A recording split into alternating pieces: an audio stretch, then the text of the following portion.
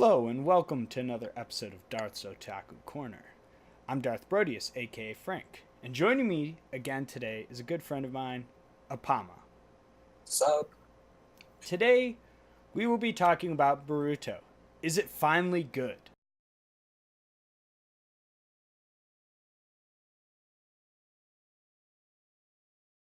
So, one of the first things that I want to talk about after this most recent episode of Boruto Naruto Next Generations, episode 65, we finally got the Momoshiki fight, and this ties in with the movie pretty closely with some slight differences. And I want to touch on that first before we get into any other opinions or any other things. Let's just talk about the facts first. So, Apama, what was a little bit of the differences between the movie and the anime?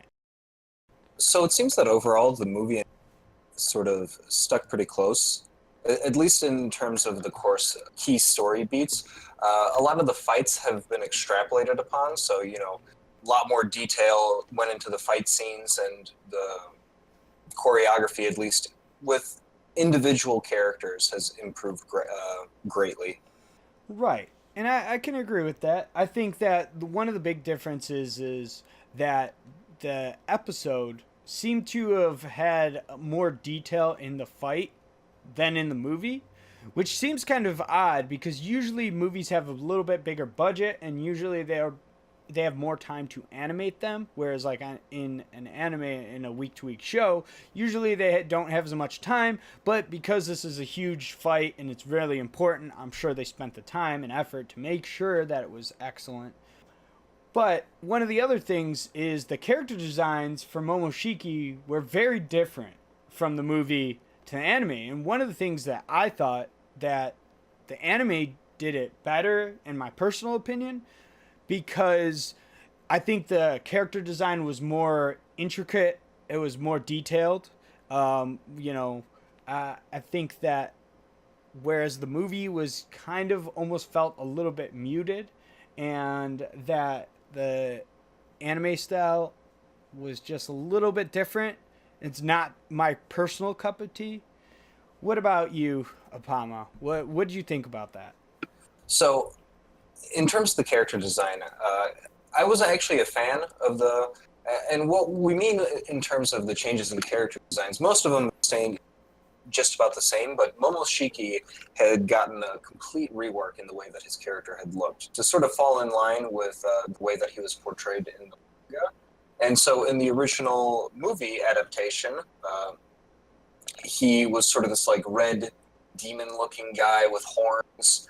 The horns being sort of a staple of the Otsutsuki clan, but the whole red demon look, I guess the closest thing that you could even compare it to is maybe he sort of looks like the armor that the Susanoo is meant to resemble, but that's kind of me stretching about as far as I can. The new white and black look, though, that he had received with the horns and the long flowing really seems to fall in line with the established sort of aesthetic that the Otsutsuki clan possesses, and I feel was a better fit for the series. But I actually wanted to jump back to the previous point that we were making in terms of the changes to the animation and changes to the fight scenes. The big difference that I feel that took place is that whereas the original fight sort of took place at the very end of the movie, which is limited by, the amount of time that a movie has, the average runtime, which is I think like 180 minutes or something like that. Whereas the show can kind of budget their time out better. So like, for example, the entire fight with Momoshiki was effectively the last whole episode of Naruto, or Boruto, I'm sorry, up till now. Whereas the fight took place over the course of maybe 5 to 7 minutes in the movie. So they had a much larger budget in terms of time to sort of give each character the spotlight, as well as I feel that the show, which was largely reliant on just ridiculously smooth animation, which in the Japanese animation world, it's referred to as sakuga, when the animation flows very smoothly.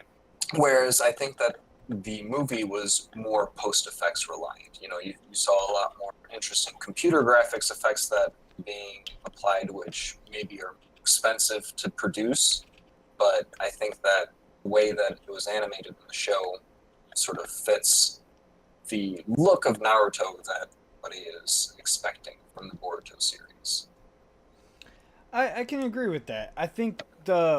For me personally, I think the anime did it better in terms of animation because I value more of hand drawn, more realistic looking fight scenes. I'm not a fan of these like PS1 computer graphics looking anime fights that they keep forcing on us in more modern animes.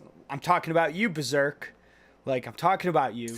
You're Oh my trash. god, so You bad. right, and that'll be a topic for another time because yeah. But I think to me, I just value the art styles, and we saw that in episodes of Dragon Ball Super and other more modern animes. We see that when they go back to this old like school art style where they're really drawing the characters and they're relying less on computers to do all the post processing, it really makes a difference. It really makes me more interested. And, that is something that I value a lot. And it really honestly kept me intrigued by this episode. And it really, if they continue with this type of animation and these types of fight scenes, I think that could be great for the future of the series, at least in a visual terms. So I think that brings us to kind of our next talking point, where we wanted to talk kind of about how now these anime movies are now canon. Apama, you want to give me a little bit of what you think about that? Sure. So I feel like Dragon Ball Super has sort of started a new trend within the modern shonen anime, in the sense that in the past, a lot of the shonen anime movies that would be produced, be it for Naruto or One Piece, or even if you go back to like the old Inuyasha movies, they typically followed the same exact formula that the Dragon Ball Z movies had established, which was they take place roughly around the same time within the timeline of the anime, but wholly removed from the events. So, like, a lot of the times, whatever events were taking place in the movie weren't going to be talked about in the anime, nor will they really have any repercussions on the story at large. They just kind of like fun little side adventures. But ever since, movies like Resurrection F or Battle of Gods, now it's sort of been changing that trend to instead be that the movies are representations of what the next story arc is going to be, and sort of setting it up and allowing for then the anime team to be able to expand upon it. Right. The thing with that, the problem I have with that is that, well, the anime team does expand upon it, it almost feels like it's a little bit lazy because as a fan watching it and seeing these episodes or seeing these movies and then episodes, the problem I have is that it's just we're getting a rehash of kind of what we've already seen.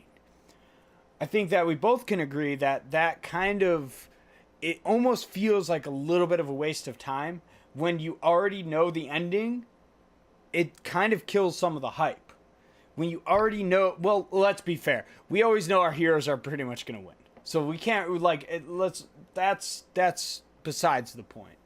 I think, whereas we have these movies like you said, like Battle of Gods or Resurrection F that are now canon, and now that this movie is canon and Boruto movies now are going to be canon, it's like we have an insight of what's going to happen into the future. And going even further, it's like we realize like Boruto, the very first episode, we see him fighting, and like he's older, and they hyped it so much, but when are we going to get that? And I feel like it's just they're gonna make a movie, it's gonna spoil it, and then we're gonna have to wait a year, and we'll finally get like the anime version.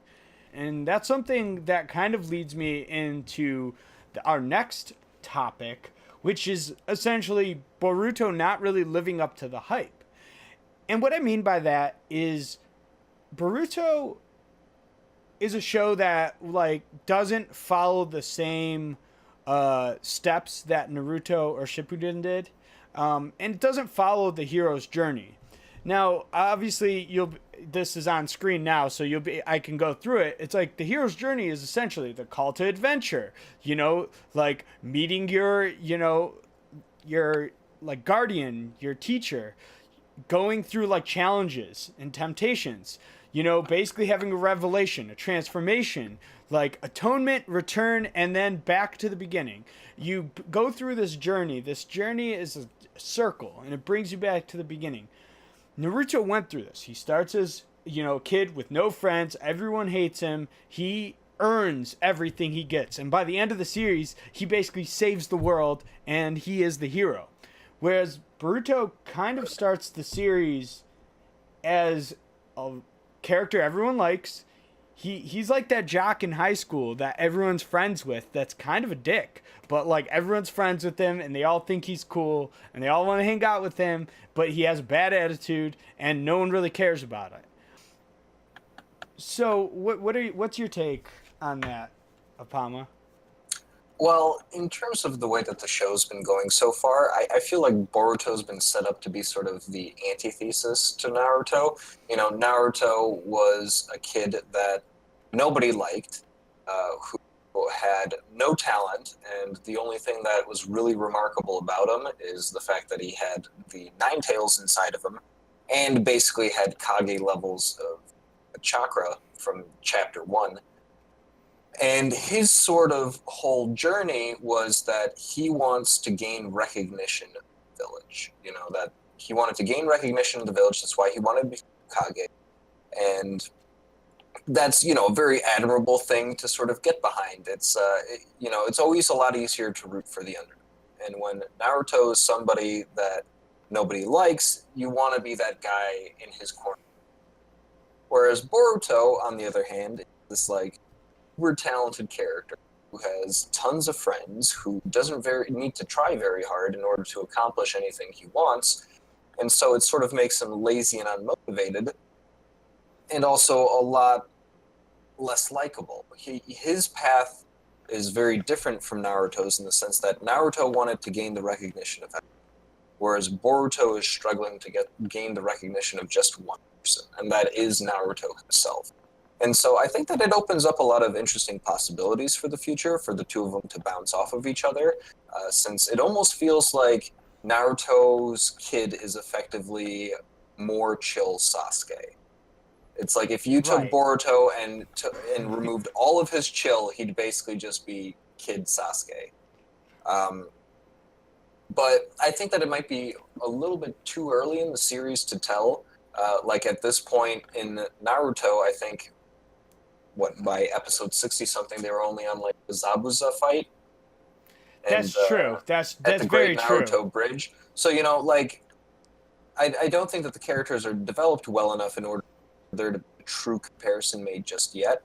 But I don't think that the effectively 60 episodes of what kind of feels like filler, it hasn't really done very much to endear the old audience to the new show. Which, Naruto itself was guilty for tons of filler episodes as well. But, I think the audience just got tired of it from that, and they don't want to see it moving in that direction. I don't think ever again. That's true. Well, I mean, and to kind of talk about that, it's like we are on episode 65, and quite literally every episode until maybe the last 4 episodes has felt like filler. And that's pretty tough because at first I thought they were maybe going for this slice of life type show, which is like not what anyone wanted, but hey, if you're going on that direction or you're going and aiming towards that plot point, then it's a different show, and that's fine. It's not my cup of tea, but that's okay. The problem is it took them 65 episodes to get to a point that we already knew was going to happen. And that's where I have issues with the series. It's like, now, could this mean going forward things might be better? Because obviously at the end of this episode and at the end of the movie, Boruto has the revelation that his father is badass, that is, he didn't understand it before, now he does, and he knows how hard his father is working, he knows how hard Naruto is working, and really honestly, like, the weight that Naruto carries. I mean, quite literally, they reference it in the episode when he's holding that super Rasengan thing. Boruto quite literally says, "Holy shit, this is really heavy. Like, I get it now." Ham-fistedly says it to the audience, because I think that his character really hasn't had the chance to have this revelation, and whether or not this should have happened 30 episodes ago or not, it depends on your perspective. But, you know, even going to, you know, Naruto and Shippuden and talking about filler, it's like, the difference is the filler built the characters. You know, people can argue, essentially, the Zabuza arc could be argued as being filler. It really didn't need to be in the plot, but it's yet one of the greatest arcs probably in shonen anime. Personally, my personal opinion, I love that. I mean, maybe it's nostalgia, but every time I watch that arc, just those episodes, it sends like chills through my body. I think that now the Boruto team is just really finally figured where they want to take the series, and whereas up till this point it's sort of been meandering in mediocrity, it's finally starting to find its foot, deciding where it's going to go from here on out. That's true, and I feel like that'll be our last point. Where do you think that Boruto is going? Where, like, and to preface this, I only watched the show, and I know there's manga, and there may be things in the manga that aren't in the anime, or there may be spoilers, but this is just purely off the anime and the movie. So, where do you think, plot-wise, do you think we can go with this series?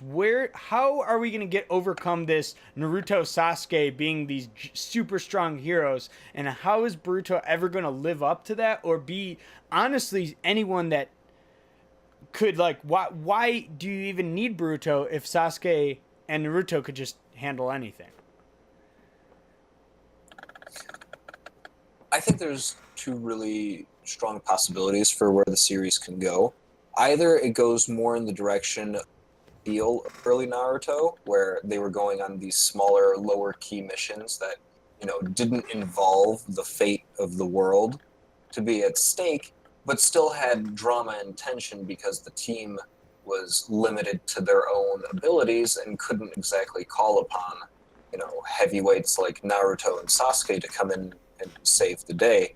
You know, sort of how in the same way in the Marvel universe, Ant-Man can't exactly like just show up and help him with, like, you know, whatever things he's dealing with at the moment, because it's not exactly something that's worth that other character's time. Or the direction that they can go in is killing off these characters.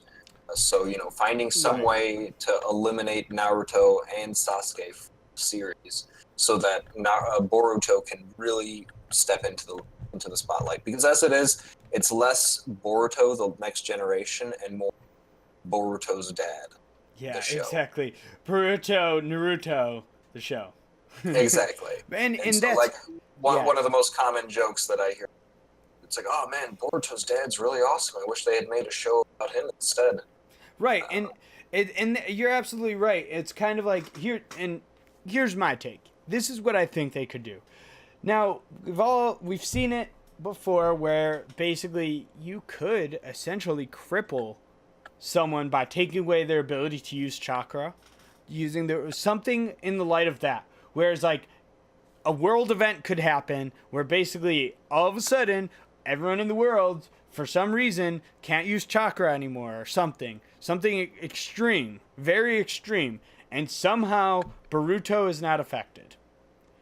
like somehow Boruto has the ability, because as we've seen, we know that he has this weird eye thing, which I know there's a word for it. I can't think of the name The of it. Jogan.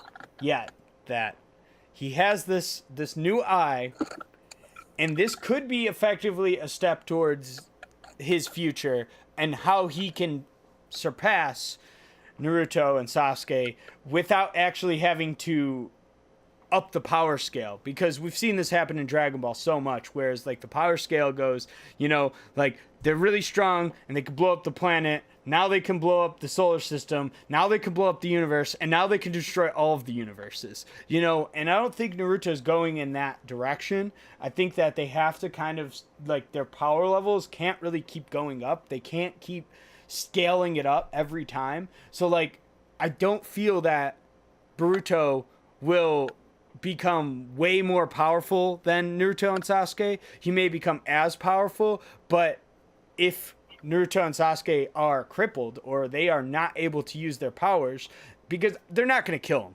Let's be honest with you. They're not killing two of the most important characters. If they did that, like, I honestly don't feel like fans would like that. And even though personally, I think I would be like, you guys have some cojones to, kill off Sasuke or Naruto, but they're not going to do that. And, also, I'm looking forward to seeing Sarada do some stuff too. Sasuke's child. I think that's also a point to, think about, is that she's kind of like Naruto. She wants to be Hokage. She has dreams and aspirations similar to Naruto, So my thoughts on this is, first of all, I'm glad that you brought up the Jogan, because I think that it's really interesting that they're finally going to be elaborating on what is effectively the other most powerful dojutsu in the entire series. So dojutsus, for those uninitiated, are effectively all ocular jutsus. So anytime that you see somebody show up with a crazy eye, it more than likely does something. And so up till this point, the Sharingan, the evolutions of the Sharingan have sort of taken center stage. And this is evident just by the power of the Sharingan is made evident just by the fact that almost every single top tier ultra powerful character in Naruto has had a Sharingan. The Sharingan gives you so many advantages, effectively by virtue of simply possessing it. It automatically makes you like a top tier ninja. Yeah, OP. And with the Sharingan and then all the abilities that the Mangyako Sharingan then brought to the table, and then when you also stack all of the abilities that the Rinnegan, which is effectively just the ultimate evolution of the Sharingan, it really makes, you can control all the chakra manipulations. So, lightning, fire, air, water, earth. All the six paths, yeah. You have control over all the six paths. You have the ability to absorb and redirect chakra. You have the abilities to summon an indestructible suit of armor to protect you. Not to mention the ability to effectively predict every single one of your opponent's moves and to be able to perfectly copy any hand signs that they perform in order to just steal any jutsu. Like, incredibly powerful. Right. And I feel like the potential of the Byakugan was never really explored, and that this is going to be good potential to see what exactly they're capable of doing. It would be ballsy for them to kill off Naruto and Sasuke, but it's not exactly the first time that they had done something like this. If you remember at the end of the Chunin exams in the Naruto series, Lord Third got taken out. He was fighting Orochimaru, and in an attempt to seal Orochimaru, he gave his own life. So it wouldn't exactly be the first time that a major character got taken out. I mean, Lord Third didn't exactly have the presence in the series, I could say, that Naruto possesses, but It's not exactly out of the question. People die in Naruto all the time. That is true, and it would be cool. And even talking about like all the ocular jitsu and stuff, it's like we've never really seen, like you were saying, the evolution of the Bakugan and all that, which I think is something that is going to be interesting because I feel like that's what this version, this series, kind of is hinting towards. Is like this is the other one that we never really talked about that we can make OP as well. Here's another ocular jitsu that we can make like overpowered, and we're gonna give it to our main character. It's definitely interesting to see how they can do this, but do you think it's gonna be good? That's the ultimate question. Ultimately, do you think Boruto is finally on the path to greatness? Or do you think it's gonna, just peter out and die? Or just be mediocre? Let me put it to you this way. I think after these latest episodes, I'm going to be adding Boruto back to my weekly watch list as opposed to just waiting to see if community surrounding it starts talking about something interesting. Because that's actually what got me Boruto, is that, I hadn't watched for a long time, and then now I heard the community sort of going wild over these latest episodes, and I felt that it's time for me to jump back in. And from what I've seen so far, it's leaving me hopeful. I like the direction that the series is going in, and I like this sort of like hybrid path that Boruto's taking. It's sort of like it's almost hinted that he's going to be going down a similar dark path as Sasuke, but with his own sort of twist on it, and definitely going to be interesting to see. And I can agree with you on most points, except I'm very skeptical. I'm very skeptical because shonen animes have disappointed me in the past, and whether it be, Shippuden, Bleach, like both, and Dragon Ball Super have had points of disappointment that I really felt they could have been great, but they didn't. They weren't. They